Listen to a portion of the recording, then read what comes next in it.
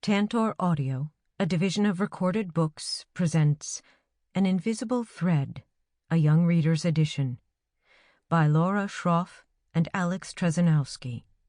Narrated by Emily Sutton-Smith and Laura Schroff. 1. Maurice woke up in the closet.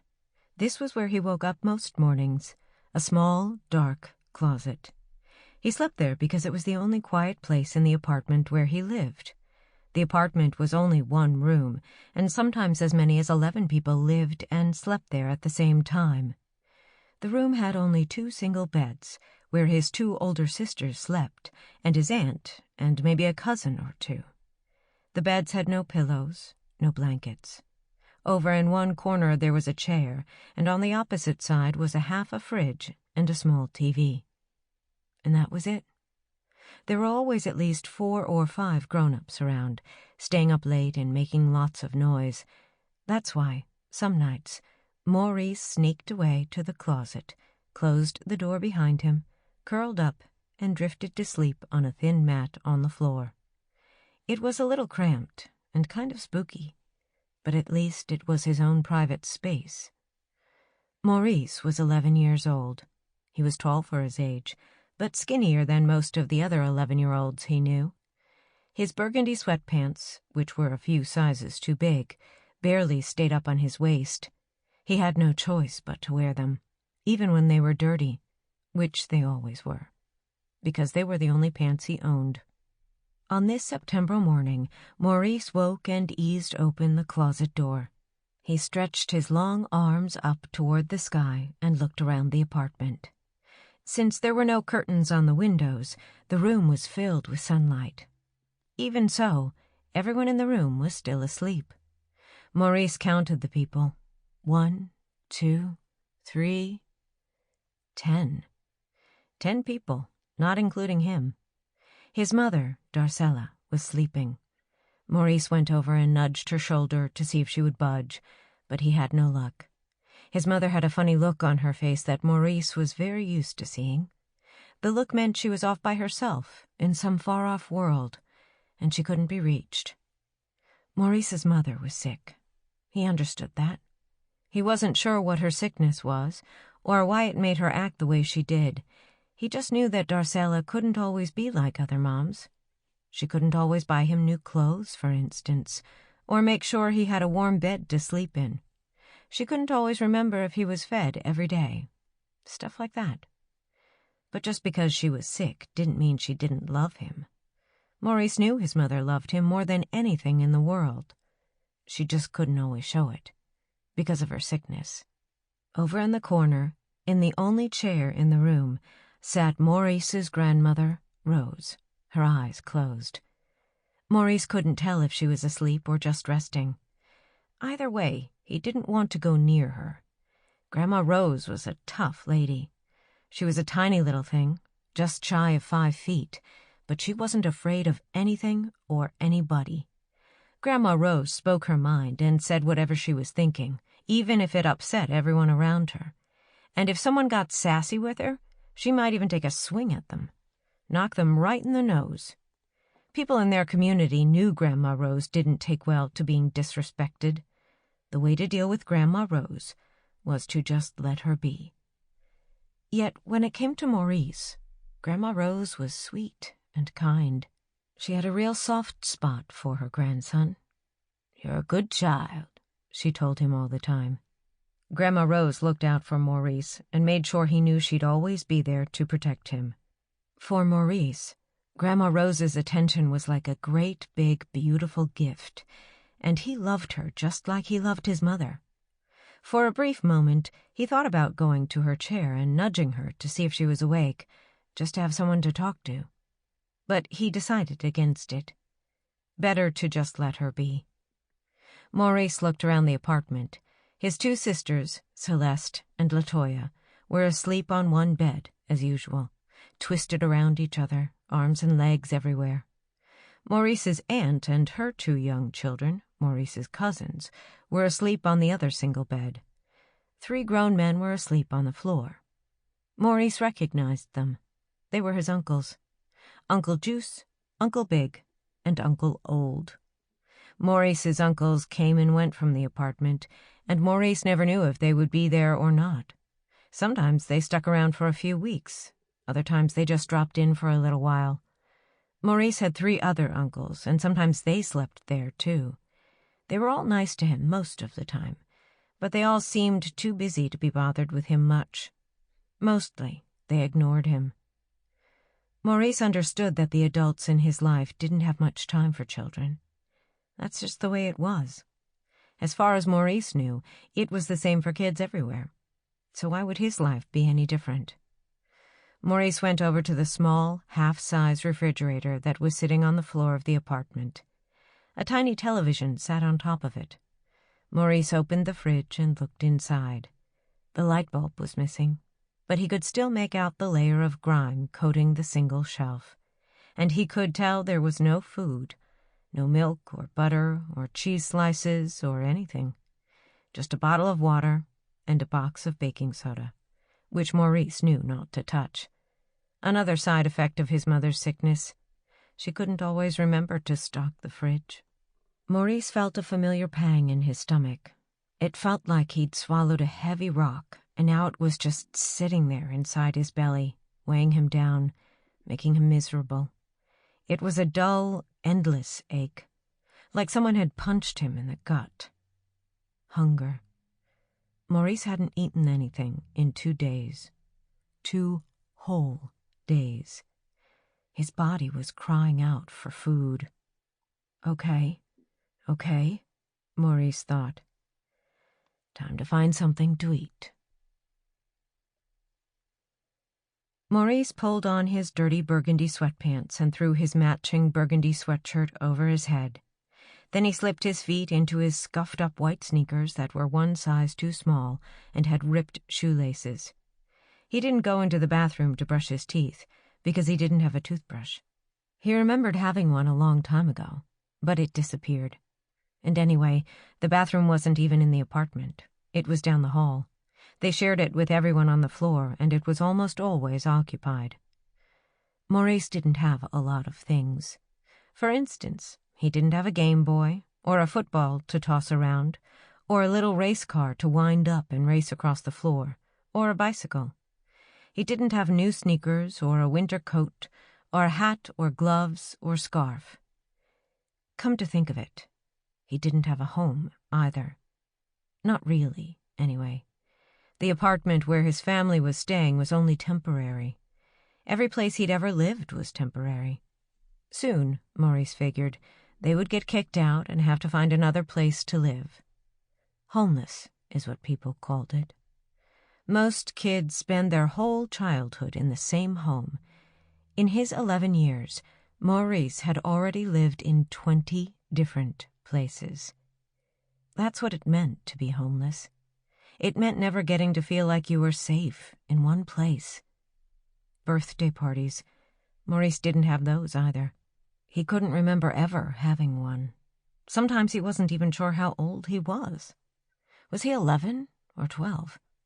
Maybe someone forgot a year in between? Maurice had never taken a family vacation. In fact, he had never been outside of New York City. He'd never even stepped on grass. He didn't know what it was like to play on a swing set or drink a glass of fresh-squeezed orange juice. These things just weren't a part of his world. In Maurice's world, the only thing that mattered was being able to take care of himself. Luckily for Maurice, he was a tough little guy. As tough as Grandma Rose. Well, maybe not that tough, but pretty tough for a kid. And even though he didn't have a father, his dad left when Maurice was just 6 years old, he had a mother who loved him, a grandmother who was kind to him, 2 sisters who could make him laugh, and several uncles who liked him well enough. Maurice had a family. Maurice believed that if you have your family, you are doing pretty good. Maurice didn't feel unlucky. Sure, some kids had it easier than him. He knew that from looking through department store windows and seeing kids his age getting new clothes or new toys, especially around Christmas time. He could tell from the way some people dressed, in fancy suits with fancy shoes, that they had lots of money, while his family didn't. But not once did Maurice ever feel sorry for himself, because as far as he was concerned, he was doing just fine. What good would feeling sorry do anyway? Better to mind his own business and keep taking care of himself, which today meant finding food. Maurice knew what had to happen. Whenever he was really starving, he would go out and stand on a street corner and ask strangers passing by for money. A quarter, a nickel, a penny, and on a very lucky day, maybe even a dollar bill. Whatever they were willing to give. If enough people gave him a few coins, he'd be able to go to the pizza parlor on Broadway and buy a single slice of pizza. Delicious, cheesy pizza. His favorite. And if he got really lucky, maybe he'd even get to buy a cheeseburger and french fries at McDonald's on 56th Street and 8th Avenue, his favorite place of all. And if he got really, really lucky, maybe he'd have enough coins left over to go to the arcade on Broadway and play a video game like Asteroids, which cost a quarter. It was one of his favorite things to do, and he was actually pretty good at it, even though he didn't get to play arcade games too often. Maurice went over to his mother and kissed her lightly on the cheek. Then he slipped quietly out the front door. The long hallway was dark and dirty. No one ever came around to vacuum the floors or wipe out the cobwebs. The lights were busted and the carpet had long since been ripped out. The walls were stained and covered with graffiti, and the hallway smelled of grease and mold. Maurice ran quickly past all the old newspapers and empty bottles on the floor and flew down 5 sets of stairs, 3 steps at a time, to the lobby. Then, with one final burst, he was out of the building and on the street. In a way, the streets of New York City were Maurice's real home. He knew the streets. He understood the streets. He owned the streets. On the concrete sidewalks, no one paid him any attention, which meant he could do whatever he pleased and go wherever he wanted, and no one would say a word about it. No one cared. No one worried. It was like he was invisible. Maybe that was his superpower. Invisibility. Maurice liked it that way. But sometimes a man or woman would give him a dirty look if he got too close to them, or they would take big steps to move away from him. A mother with a baby stroller might speed up to get past him more quickly, as if just being near him was a problem. Maybe they thought he would take something from them, which was ridiculous. He'd never taken a single thing from a stranger. But mostly, everyone left him alone. Maurice turned the corner of 54th Street and marched up Broadway, the biggest and longest avenue in Manhattan. It was the busiest, too. People were always on their way in and out of delis and diners and office buildings. Lots of people. So many that they formed a kind of rolling human wave that swept down the sidewalks of Broadway, brushing past him and nearly swallowing him up. Maurice had to dart left and right to dodge all the adults streaming past him to their destinations. Finally, he arrived at the corner of 56th Street and Broadway, his favorite corner. He stood on a square of the sidewalk, his spot, and he stuck out his right hand and said what he'd said probably 1,000,000 times before. "Excuse me, can you spare any change? I'm hungry." The human wave rolled past him. People in fancy suits and fancy shoes. They didn't stop or look at him or ask him why he was there. They just kept moving. They had their own lives, their own problems. Or maybe he was just too little, and they didn't even see him. Maybe Maurice actually was invisible. Then a pretty woman, nicely dressed, with brown hair down to her shoulders, caught his eye. She was about his mother's age, and she had a kind face. Maurice had learned to read people's faces, and sometimes he could tell when someone would stop and give him some change just by their expression. This woman was walking fairly fast, like everyone did in New York City, always in a hurry to get where they were going. But something about her felt different. Maybe she would notice him. Maybe she would stop. Maybe she would be the one. Maurice had a good feeling as she got to where he was standing. When she was right in front of him, Maurice stuck out his hand and put on his best smile. "Excuse me, lady. Do you have any spare change?" he said. "I'm hungry."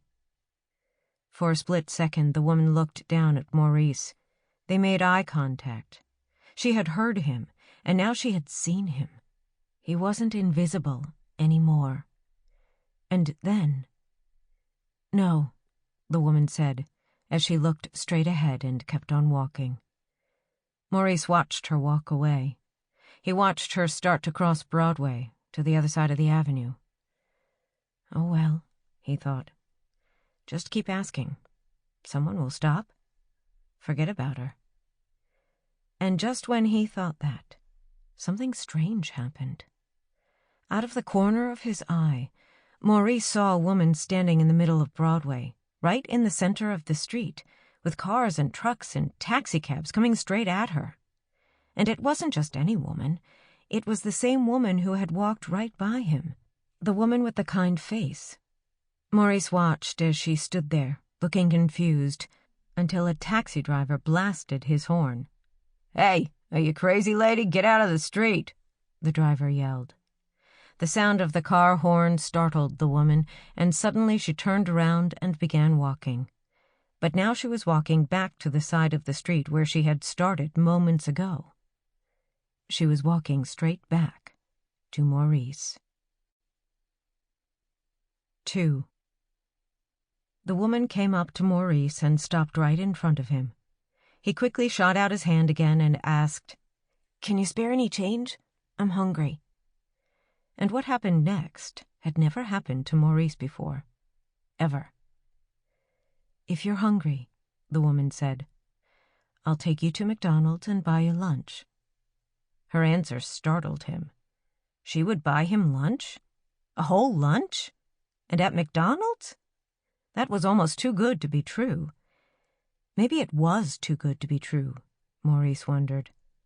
Was this woman messing with him? What did she have in mind? No one had ever offered to buy him a whole lunch before.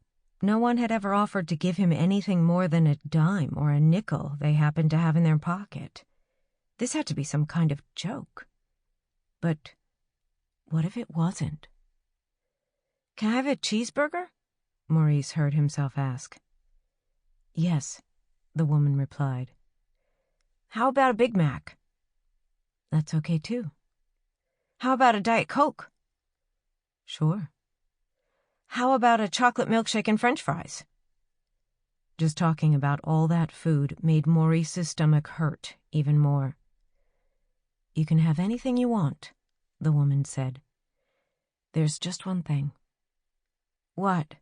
Maurice asked. "Is it okay if I join you?" The woman wanted to have lunch with him? What was that about? She didn't even know him. Couldn't she just give him some change and go away? Why would she want to actually sit down and have lunch with a stranger? Maybe she was one of those women who came around from Child Protective Services, the agency that looked after kids in bad situations. Maybe she wanted to take him away from his mother, from his family. Could he trust her? Should he just run away? After all, he knew the #1 rule on the streets. It was a simple and straightforward rule, and it was the one thing you could never, ever forget. No one does nothing for nothing. Don't trust no one.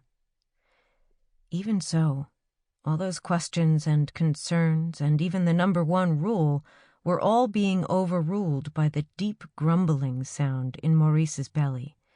An urgent plea. Get food now. "Okay," Maurice finally said. "Okay then," the woman replied. The McDonald's was right around the corner, on 56th Street and 8th Avenue. Maurice and the woman walked up the block together, though he walked a little behind her, in case he needed to run. Maurice was always ready to bolt. Neither of them said a word as they walked. Maurice was relieved. He didn't feel like answering any questions. After all, they were strangers. Complete strangers. She was a grown-up and he was a kid. She dressed nice. He didn't. She lived in one world, he lived in another. What did they have in common? Nothing. "I'm Laura," the woman finally said. "I'm Maurice." "Nice to meet you, Maurice." They walked into McDonald's, and the strong smell of fresh French fries made Maurice's heart beat faster. They stood in the line to order, and when it was their turn, Maurice asked for a Big Mac, large fries, and chocolate milkshake. He was so hungry his legs were shaking. Laura ordered the same thing. She paid for their food and sat down at a table by the window. Maurice ate his Big Mac so fast it was probably gone in about 20 seconds flat. It might have been the best thing he'd ever tasted in his life. Maurice didn't look at Laura while he ate, but he knew she was watching him. He could sense it.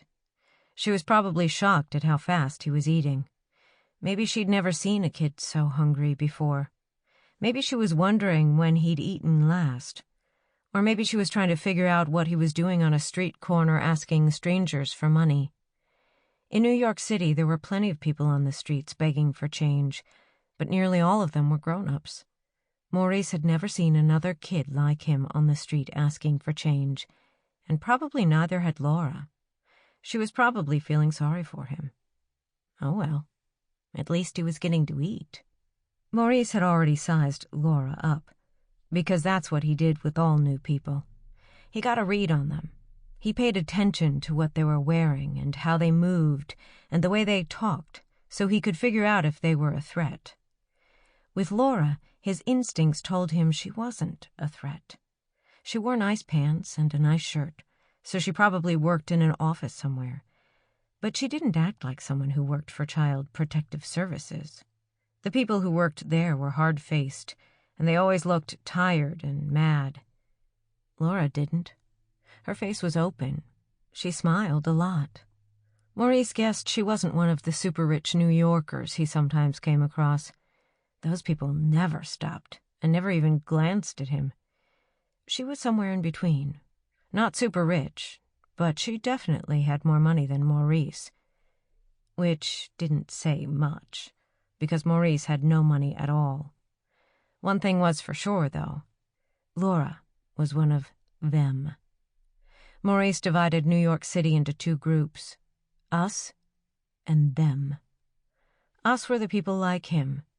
These were the people who, for different reasons, didn't have a job, or were sick, or were poor, the ones who needed a helping hand. There were a lot of poor people in New York City. Them was everyone else. And now here he was, sitting at a table in McDonald's across from one of them. For a while, Maurice and Laura ate their food and didn't say a word. The only sound was the loud, gurgling noise Maurice made when he sucked the last of his chocolate milkshake through the straw. When Maurice finished, which was in less than 2 minutes, he fidgeted a little in his seat. Suddenly he felt uncomfortable. What now? Should he just get up and leave? He got what he wanted, what he needed. So what was he supposed to do? But no, he thought, that wouldn't be right. She had been nice to him. The least he could do was be a little nice to her in return. "Where do you live?" he finally asked her.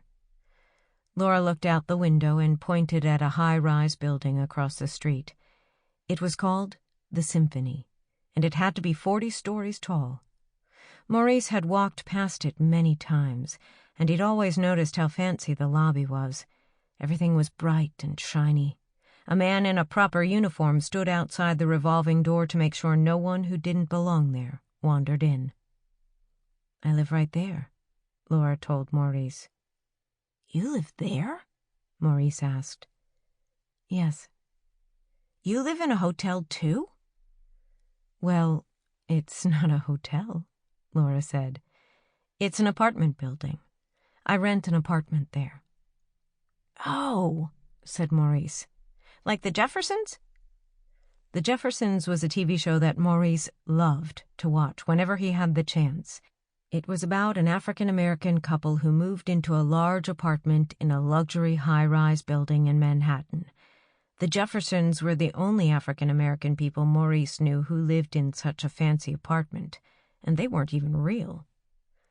"Well, yes, like the Jeffersons," Laura said. "But my apartment is not as big as theirs. It's a studio. Where do you live, Maurice?"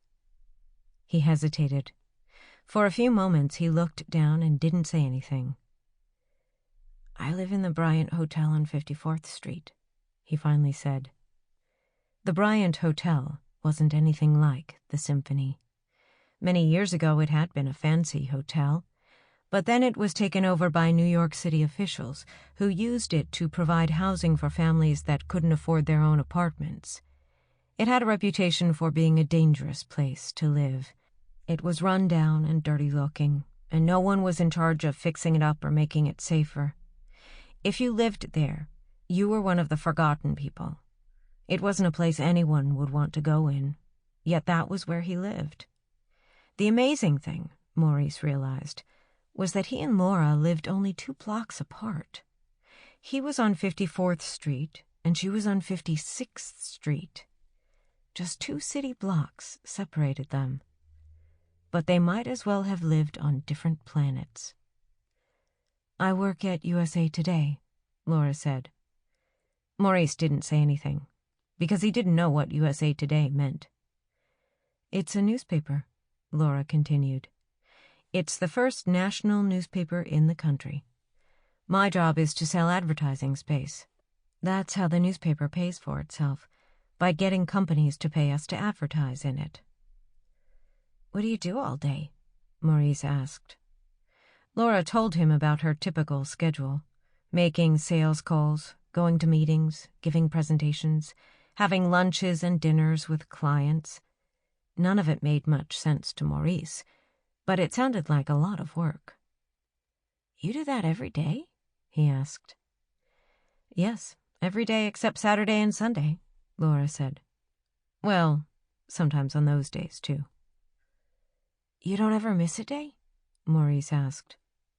"If I'm sick," Laura said. "But I almost never get sick." "But do you ever just not do all that for one day?" "No, I do it every day. It's my job." The truth was, Maurice didn't know anyone with a real job.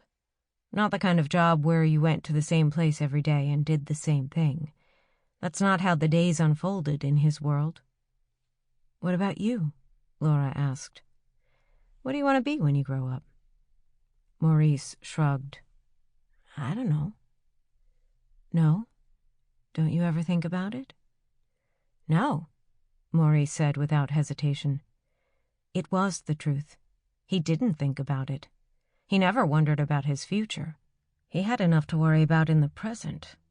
That's not something the people in his life worried about either.